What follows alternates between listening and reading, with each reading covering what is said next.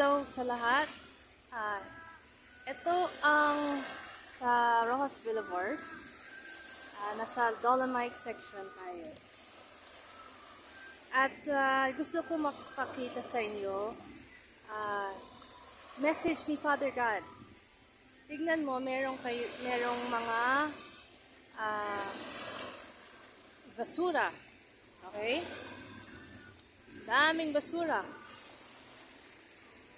And stick to sila dito that walang water bottles dapat yung mga taong pasok dito sa Dolomite Beach. So, bakit merong basura? And sabi ni Father God sa akin, galing sa ibang parte ng Pilipinas. Ibang mundo din na punta dito. So, ito yung message. Even though malinis ang bahay mo, buhay mo, pero meron pa rin na pasok ang madumi sa buhay mo. At ganun din sa spiritual life natin. Okay? Kailangan natin linisin ang isip natin at puso natin para be prepared sa mga pagsubok, sa mga attacks ng devil sa ating buhay.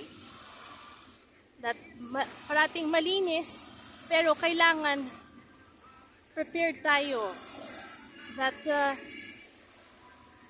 kaya natin to do God's will.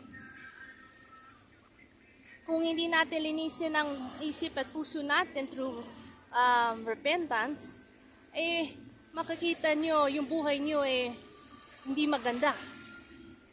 At ang daming problema na naisip nyo, saan ang Diyos sa buhay ko?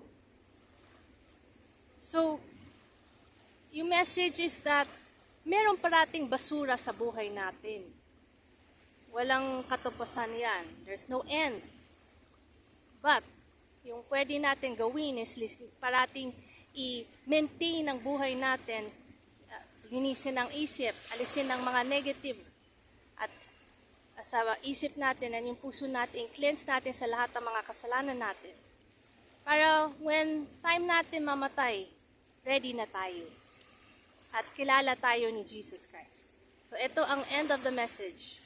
May Jesus Christ bless you.